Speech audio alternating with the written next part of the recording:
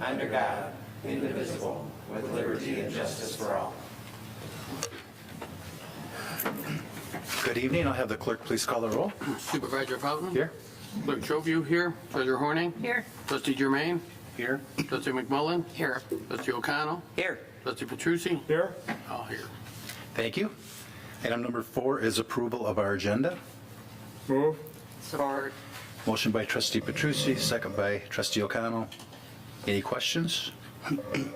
Being none, all those in favor say aye. Aye. Those opposed, nay. Motion carries.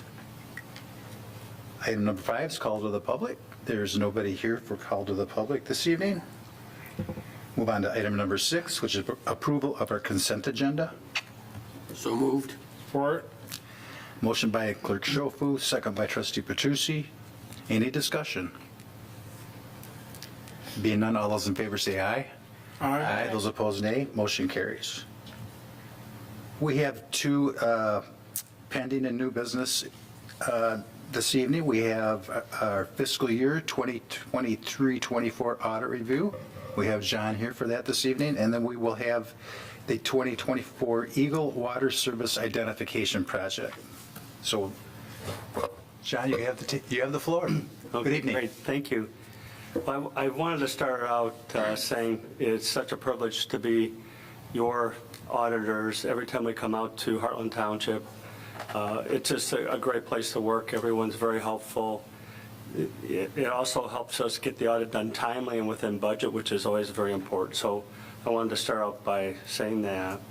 Also, we've been the last 2 years now working with the new township manager, Mike Luz, and that's been really good. I've been very impressed with Mike. He's been very helpful, always able to answer our questions, giving us insight into different matters of the township. So I wanted to, say thank you to Mike.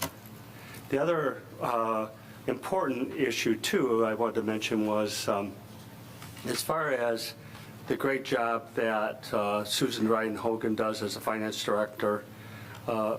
Again, I always look at this as if I was on the board and how I would feel about things. And I can just say that, the good news is all the accounting is up to date.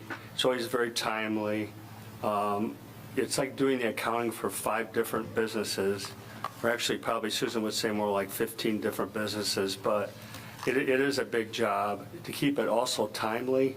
There are instances with some of our audits where we do have problems with trying to get the job done timely because of this area. So we can just say that, Susan does a great job. We really appreciate it. And it's very valuable to the township. Also, as part of the audit, I'm just going to mention a couple items. One is the area that the state of Michigan will be looking at is the opinion of the audit report, which is in the early part of the audit report. I'm not going to go through it, but the important thing, it's an unmodified opinion, which is the highest level of opinion that the independent auditor can issue. So this is important for a couple reasons. One, for sure, is the state share revenues for those to continue. And secondly, should you have to go out for some additional bonding in the future for some project, you'll have a very favorable rating to do that. So, that's really good to know. I also like to mention a couple financial areas that are important to the township too. So obviously it's a large report, it's over 88 pages, but again, with tight budgeting and again, doing a great job looking at keeping your costs down, you're able to actually still add to your fund balance by 6%. And that was at the same time of being able to complete capital improvements along with completing the M59 sidewalk gap project, Springerfield Pavilion. And also, it's really important to note that during the year, between the governmental activity bonds and the general obligation bonds, you were able to retire over $2 million worth of that debt. So as we know, becoming more debt-free is a good thing, and you've been able to accomplish that. So that's good, again, from a financial area. We also include with our audit a set of graphs. I'll just mention what's an important part of that.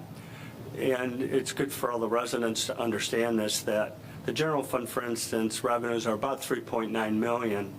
And actually, the taxes that come in related, that the township portion is, or the portion that the township keeps, is only 25%. So most of our taxes go to the schools, and again, the portion that comes to the township is much smaller. The larger part of revenues that come into the general fund come from state share revenues. State share revenues are affected by income taxes on businesses and sales taxes that are collected during the year. So in a good economy, the state share revenues hold their own and continue up. Should the economy slow down, that would be an area you have to keep in mind and keep an eye on your state share revenues. Last year, for the fiscal year ended March 31st, 2024, they were over 1.7 million, so obviously they're very important. They help you provide a lot of services to, in the township, so that's always important to keep in mind.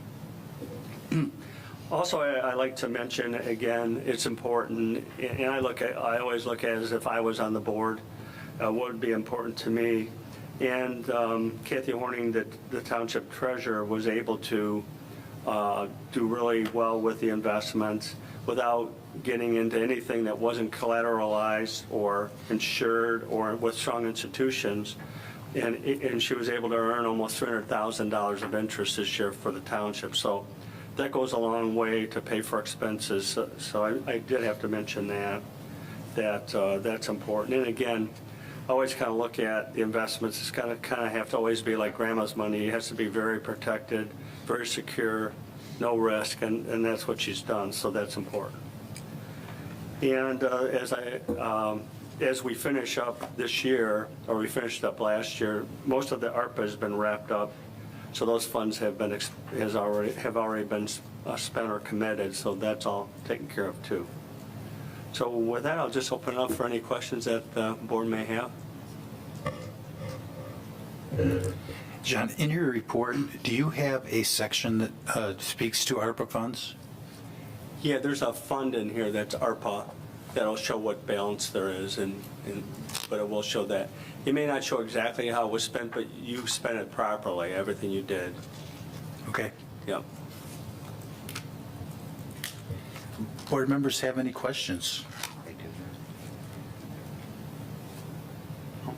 He answered all the questions I had. Well, thank you so much. Thank you. I'll move to accept the audit report for the fiscal year 2023-24 from Pfeffer Hillsburg Office CPA as presented. Second. Motion by Treasurer Horning, support by Trustee O'Connell. Any discussion? It's not a roll call vote, is it? All those in favor say aye. Aye. Those opposed, nay. Motion carries. Great, thank you. Thank you. Yeah. Have a nice evening. Thanks, John. And we'll move item number 7B, which is the 2024 Eagle Water Service Identification Project. Mike, you have the floor. Thank you, Supervisor Fountain. I'd like to start this off by saying that obviously Director Habel is the one working on this, but he had to leave today. He had a family emergency he had to take care of, so he's not here, so I will step in for him on this. But we've discussed this. This is the originally this project, or this mandate, I will say, started off as lead line identification. It's from the Flint, water issues and things. Eagle came through, mandated that every municipality that has a water system identifies 20% of their system by a certain date and a certain time to verify whether there's lead in their system or not. Multiple different lawsuits and things have been filed to the state. This has actually started from just the identification to now thou shall, if you did find lead, replace from the main up to 14 inches inside the home, which generally municipalities are responsible from the curb stop to the main. The homeowner is responsible from the curb stop into the home. The state has come through and mandated that the municipality replace everything all the way into the home should they find lead. Something that is not a worry for Heartland Township, much more of a worry for the major cities that are, have been in existence for a long time, and their water system has been there for a longer period of time. Heartland Township, our water system, the inception of our system was 2000, 2001. We do know that we have no lead lines in Heartland Township. We have nothing to worry about when it comes to that. However, Eagle has also flipped this a little bit from lead line identification to just water line identification. Conversations have been had between Director Habel, myself, and representatives from Eagle to give documentation to them to prove there's no way we have any lead. We either have copper, type K copper, or we have plastic, which commonly known as PEX, the blue or the red pipe. And at this point, Eagle has said that because our original design and engineering standards from 2001 listed as type K copper, then in 2008 it went from type K copper, or it allowed type K copper and PEX, or plastic pipe, that we don't know exactly what that line is from the curb stop to the main. We know it's all type K copper from the stop to the main, but from the stop to the home, we don't know whether it's type K copper or it's plastic. Why that makes a big difference is beyond me. However, a state mandate nonetheless that we have to do. Unfortunately, we do not have a vector that we can have staff go out and vector up these curb boxes to verify lines, so we have to have a private contractor. We've budgeted $60,000 this year. The quotes that we have received are $60,000 and up, well above that. At this point, my recommendation is that we do not go over the $60,000, that we stay with what is budgeted this year and do everything that we can to identify the amount of lines that Eagle's requiring. Right now, it's looking about 140 lines that we're going to have to identify. At this point, we truly believe, working with Livingston County as they are our inspectors on these new subdivisions and developments, that we believe that their records will indicate whether it's copper or whether it's plastic from the curb stop into the home, as our engineering company in the township will inspect the main into the curb stop. Livingston County Building Department inspects from the curb stop in. So once we have that documentation, we're going to send that off to Eagle, but we're still going to have to do some identification of our own. So this is to move forward with that identification, have the contractor come in and start going through subdivisions and excavating curb boxes. Minimally invasive, it's a vector. They will come in and vector out a hole, about this big, a couple feet in diameter, all the way down to the curb stop, be able to see both sides of the curb stop, document that, and then fill it back in with pea stone as a base, and then sand, and then topsoil, and put seed back on top of it before they even leave the job site. So it'll all be done in one shot. Along with that, we are going to kind of roll out a minor little program to some of these people that Eagle randomly identifies the residents and the parcels that they would like us to inspect.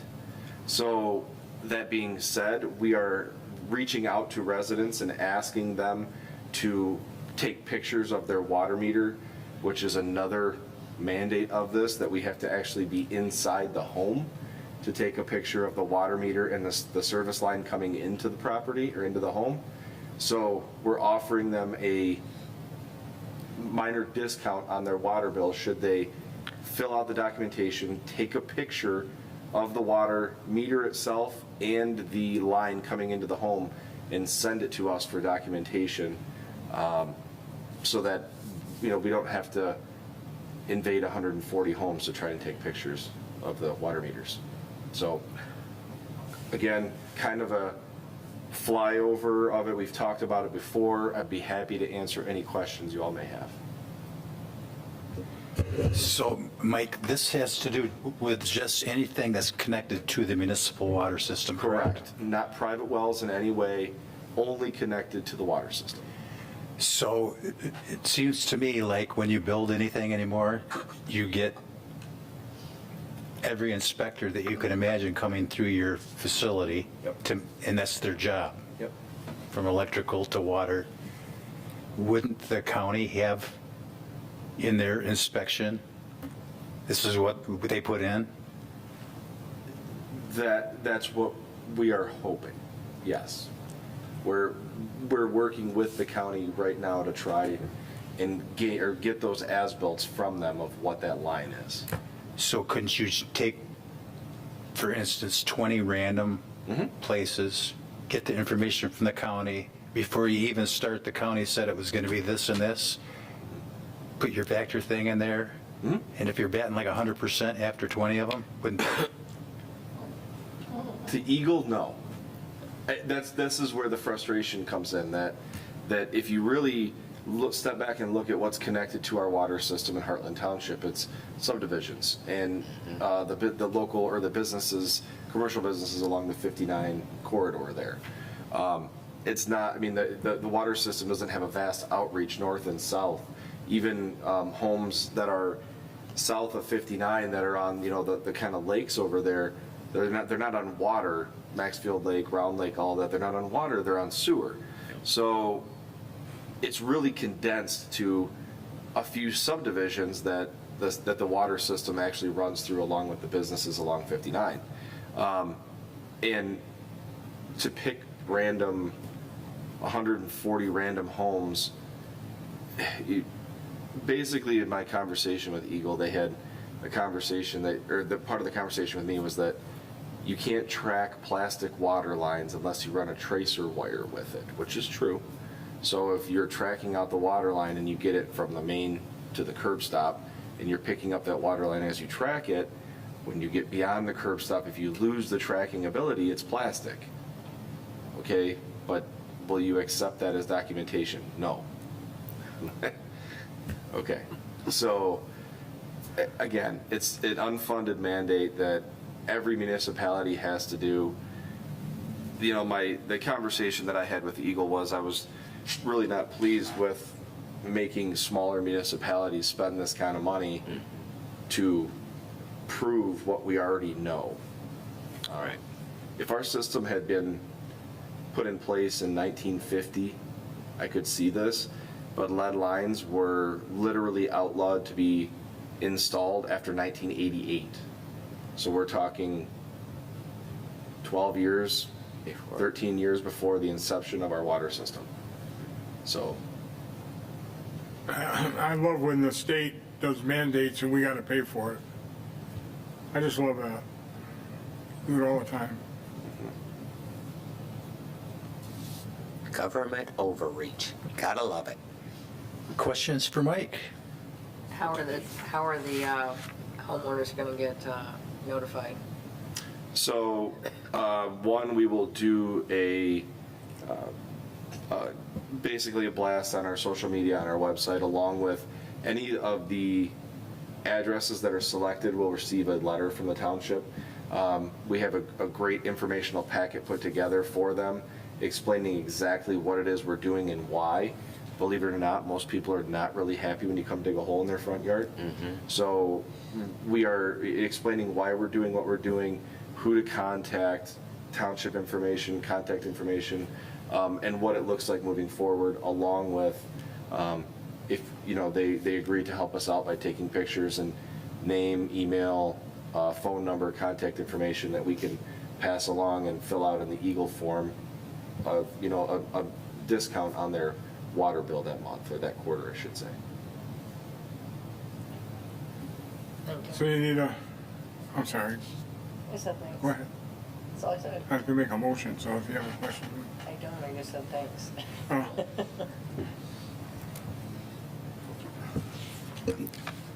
If there's nothing else, I'll entertain a motion.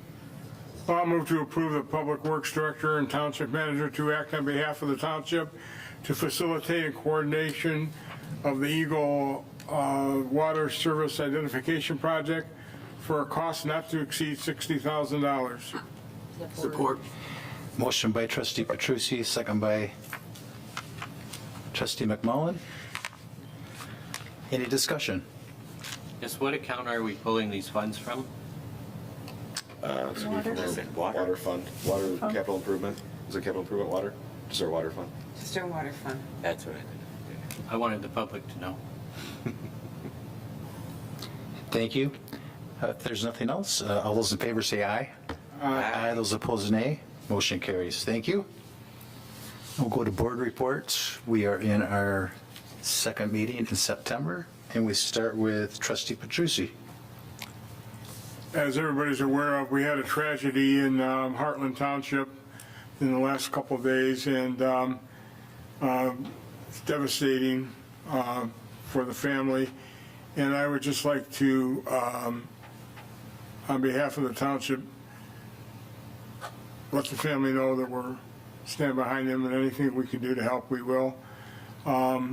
Ask Mike if he would contact Adam at the fire department and see if there's anything the township can do to help the situation. It's devastating for that family, and I don't know the circumstances yet, but if you would contact Adam, and if there's something we can do, we can certainly try. They are our neighbors, and they are our friends, and we want to make sure that they're taken care of.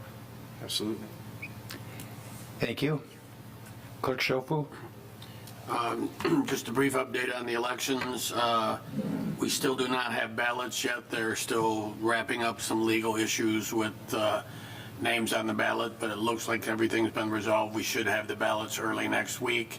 It'll take us a week or so to process and test the equipment, and ballots will probably go out the first week of October. We will also have early voting here starting on the second Saturday before the election, running through the Sunday before the election, 9 straight days. It'll be here at the Township Hall from 8 o'clock to 4 o'clock every day. Thank you. Treasurer Horning? Well, tax collection ended officially on Monday, and in that one day, we took in $1.5 million and 700 payments, and our mail, Larry will attest, our mail was only this thick. Everybody decided to come in this year. I asked Larry to call the post office, because on our last day of collection, we should not have mail like this. We usually have mail like that. So they all decided to come in, I guess, because we did collect what we normally collect by the end. Also, the farmer's market's got only 4 more weeks, and squash pumpkins are in. It's a cool fall market. It was really busy the last weekend with the beautiful weather, and it's just great to see all the people out there. Thank you. Trustee Jermaine? I guess I have one quick comment and then a question. My comment is we had a HERO board meeting last night and reviewed our finances again, and as I reported a couple of weeks ago, we're running short on funds.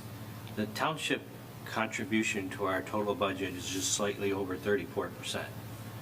And so we're